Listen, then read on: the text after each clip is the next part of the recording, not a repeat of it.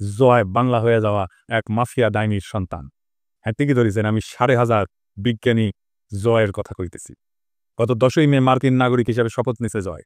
Curl রানির পুত্র জয় আমেরিকার সংবিধানকে সমুন্নত রাখার শপথ নিছে, আমেরিকান সংবিধানের প্রতি আনুগত্য প্রকাশ করে শপথ নিছে। ওই যে কুত্তা নিয়ে বসে থাকে না, ওইটা কুত্তাটা গলে সুন্দর আছে। বাংলাদেশের মিশন সমাপ্তি ঘোষণা করে নাকে খত দিয়া আমেরিকান সিটিজেন হইলেন 5,500 বিজ্ঞানী। আওয়ামী দালালিয়ার দ্বিমুখিতার স্বরূপ দেখেন। সারাদিন আমেরিকা গালি দিয়া নিজেই মার্কিন নাগরিক হলো হাসিনার গুণধর পুত্র। এই দেখেন নাগরিকত্ব গ্রহণ অনুষ্ঠানের, শপথ অনুষ্ঠানের অ্যাপয়েন্টমেন্টের ছবি। আমার কাছে ওই অনুষ্ঠানের কিছু এক্সক্লুসিভ ছবি এবং ভিডিও আসছে। এইবার দেখুন এক এক কইরা ভিডিওগুলা।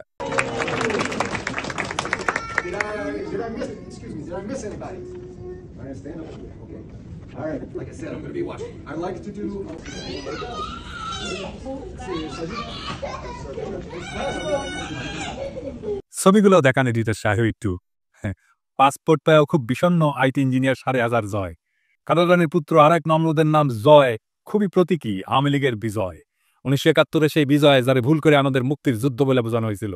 নমরুদের জন্মের পর এক পাকিস্তানি কর্নেল ঠিকই তারে নমরুদ বলে অভিহিত করছিল। শুনেন কার্ল রানির নিজের মুখে। সেই দিন এক কর্নেল আসলো, আমি জয়কে কোলে নিয়ে দাঁড়ানো ছিলাম ইসের কাছে, ঠিক মানে জানলার সিকের কাছে দাঁড়ানো, আমি এপাশে ও পাশে আর্মির সেই কর্নেল। সে আমাকে জিজ্ঞেস করছে যে ওরা জানে যে আমরা নাম রেখেছি, আমার মনে হয় যেটা, তো জিজ্ঞেস করো তোমার ছেলে হয়েছে নাম কি? তা আমি বললাম নাম জয়। কিসকা মতলব গয়া হ্যায়? তা আমি বললাম জয় মানে জয়, জয় মানে ভিক্টরি, জয় মানে আনন্দ, জয় মানে ভিক্টরি। যখন বলছি জয় মানে ভিক্টরি তখন ওর খুব মেজাজ খারাপ হয়ে গেল। ও ঘুরে যখন চলে যাওয়ার সময় বলতেছে और एक नमरूद पैदा हुआ। সেই নমরুদ জয়ের মার্কিন নাগরিকত্ব আর আওয়ামী লীগ চিরতরে নিষিদ্ধ হওয়ার ঘটনা ঘটল একই দিনে। এইটাই প্রতীকী ঘটনা। আমি বলছিলাম বাংলাদেশে আওয়ামী লীগ গন কেস। জয় নিজেই আশা ছেড়ে দিয়ে বিদায় নিচ্ছে, বাকি আছে পুতুল। ওইটা ডাব্লিউএসওর চাকরির টেনশনে আধা পাকে লইয়া যাবে। আমার অনুমান জয় নাগরিকত্বের জন্য অ্যাপ্লাই করছে 5ই আগস্টের পরে, কারণ এই প্রসেস শেষ হইতে মোটামুটি 8 মাসের মতো সময় লাগে। এই জয় মার্কিন যুক্তরাষ্ট্রের গণতন্ত্রের ন্যায্যতাকে প্রশ্নবিদ্ধ করে সমালোচনা করছিলেন। উসমানিয়া কইছিল যুক্তরাষ্ট্রের পাপেট সরকার বাংলাদেশের ক্ষমতায় না আসা পর্যন্ত বাংলাদেশের সব নির্বাচন ত্রুটিপূর্ণই হবে। হাসিনা আর তার পরিবারের সদস্যরা যেমন পরিস্থিতি বুঝে দেশ ছেড়ে পালাইছিল, তেমন জয়ও আওয়ামী লীগের ভবিষ্যৎ অবস্থা বুঝে স্থায়ী বসবাসের অনুমতিকে নাগরিকত্বে পরিণত করছে। মানব জমিনে গত ডিসেম্বরে নিউজ করেছিল শেখ হাসিনা জয়ের বিরুদ্ধে বাংলাদেশ থেকে $300 মিলিয়ন যুক্তরাষ্ট্রে পাচারের প্রমাণ পাইছে FBI। তারপরে নাগরিকত্ব পাইল। ইন্টারেস্টিং ব্যাপার বটে। এখন আমরা দেখবার চাই আমেরিকা কি করে তার নতুন নাগরিককে নিয়ে। নাকি $300 মিলিয়ন লোভ ছাড়তে পারে না আমেরিকা। আওয়ামী লীগ যে ফিরে আসবে এই আশা জয় নিজেই ছাড়ে গেছে। আমেরিকা জয়ের নাগরিকত্ব গ্রহণ শুধু ব্যক্তিগত ঘটনা না, এটা একটা প্রতীকী রাজনৈতিক মৃত্যু। আওয়ামী লীগের ভবিষ্যতের প্রতি তার নিজের অনাস্থার ঘোষণা। 10ই মে ভার্জিনিয়ায় USCIS অফিসে যুক্তরাষ্ট্রের নাগরিক হিসেবে শপথ নিছে যে সজীব, এই সজীব অদিত জয়কে আওয়ামী লীগের ভবিষ্যৎ উত্তরাধিকারী হিসেবে নির্বাচিত করছিল। ডিজিটাল বাংলাদেশের স্থপতি বানাইছিল এবং দলের ভবিষ্যৎ নেতা বানাইছিল। অথচ এই নাগরিকত্ব গ্রহণের মাধ্যমে জয় স্পষ্টভাবে জানিয়ে দিলেন এই দেশের রাজনীতি তার কাঁধে না, তার ভবিষ্যৎ আর এই বাংলাদেশ রাষ্ট্রে না। এই প্রতীকী বিদায়ের অর্থ কি? এইটা হইতেছে সিস্টেমিক পতনের আভ্যন্তরীণ স্বীকৃতি। জয় এখনই বুঝতে পারছে যে আওয়ামী লীগ আর টিকবে না, আওয়ামী লীগ আর ফিরবে না। সে তাই দায়িত্ব থেকে নিজেকে সরাই নিচ্ছে, কেবল বিদেশে সেফ এক্সিট নিশ্চিত করছে। 2 নাম্বার, রাজনৈতিক উত্তরাধিকার ত্যাগ করলো। শেখ হাসিনার মৃত্যুর পরে বা ক্ষমতাচ্যুতির পরে কে আওয়ামী লীগের নেতৃত্ব দেবে এই প্রশ্নের সরকারি উত্তর ছিল জয় নিবে। কিন্তু নাগরিকত্ব গ্রহণের মাধ্যমে সেই ভবিষ্যৎ সে নিজেই বাতিল করলো। এটা শুধু দায়িত্ব এড়ায় যাওয়া না, এটা আওয়ামী লীগের ভবিষ্যৎ টোটালি বন্ধ হয়ে যাওয়া। 3 নাম্বার, নেতৃত্বহীনতা এবং বাঁচার লড়াই। এখন যেটা চলতেছে তা আওয়ামী লীগের সার্ভাইভাল মোড সিস্টেম ধরে রাখা, মানে শুধু বেঁচে থাকবে কোনো মতে। হাইব্রিড নেতাদের দিয়ে আপোষ এবং যতটা পারা যায় সময় কেনা, টাইম পারচেস করা। পুতুলকে সামনে রেখে WSA তে ঢোকানোর চেষ্টা তারই অংশ। আপনি এই ঘটনাকে তুলনা করতে পারেন সোভিয়েত ইউনিয়নের কমিউনিস্ট নেতাদের পরিবারের, বিশেষ করে আমেরিকা স্থায়ী হওয়ার ঘটনার সাথে। জোসেফ স্ট্যালিন বিখ্যাত নেতা, রাশিয়ান নেতা, তার নাতনি ক্রিস ইভান্স এখন থাকে পোর্টল্যান্ডে ও ওরিগনে যুক্তরাষ্ট্রে। একটা ছোট অ্যান্টিক দোকানে এবং ভিন্টেজ দোকানের মালিক। তার মা শেতলানা আলিলুয়েভা একমাত্র কন্যা স্ট্যালিনের, সেও আমেরিকায় থাকতো, মারা গেছে 2011 সালে। সের্গেই ক্রুশ্চেভ নিকিতা ক্রুশ্চেভের পোলা, এখন সে ব্রাউন ইউনিভার্সিটির ওয়াটসন ইনস্টিটিউটের সিনিয়র ফেলো, আমেরিকাতেই বাস করতে। 2020 সালে মারা যায় সের্গেই। সের্গের মায়া নিনা ক্রুশ্চেভ এখন নিউ ইয়র্ক যুক্তরাষ্ট্রে আছে, নিউ স্কুল ফর ইন্টারন্যাশনাল অ্যাফেয়ার্সের অধ্যাপক।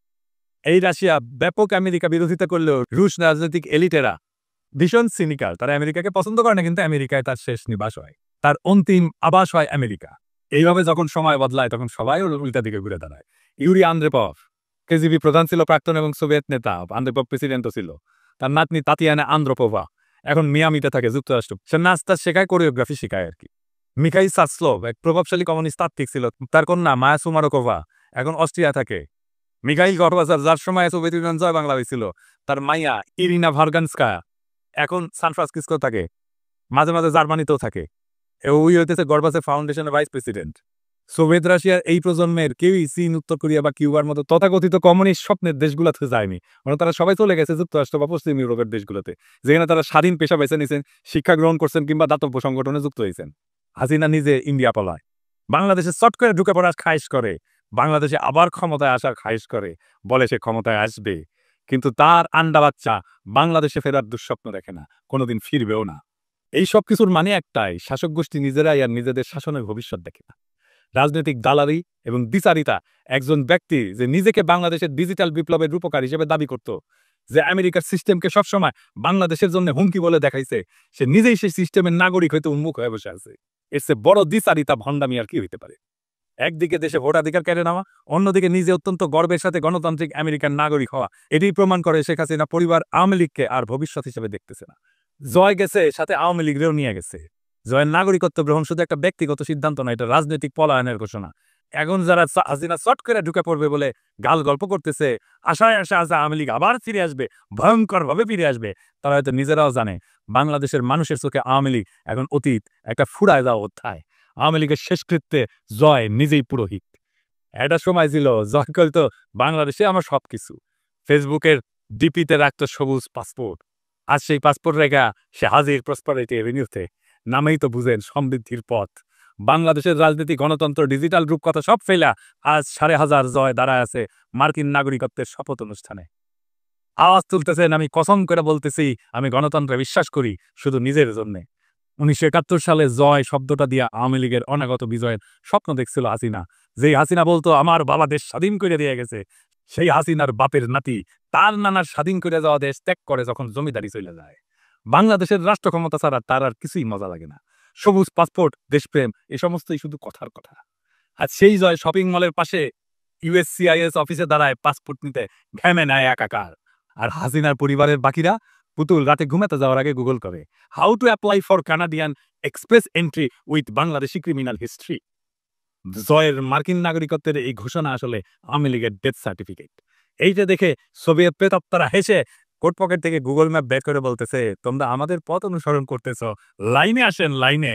স্ট্যালিনের নাতনি এখন অ্যান্টিক দোকান চালায়, কুশ্চেভের নাতির পোলা এখন নিউ ইয়র্কে ক্লাস নেয়, আর জয় সে এখন ফ্রিল্যান্স ডেমোক্র্যাট।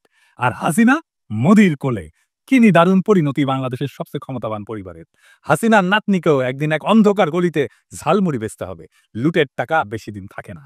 হাসিনা তারেক রহমানকে উদ্দেশ্য করে বলছিল, সাহস থাকলে বাংলাদেশে ফিরে আয়, আমরা একটু দেখি।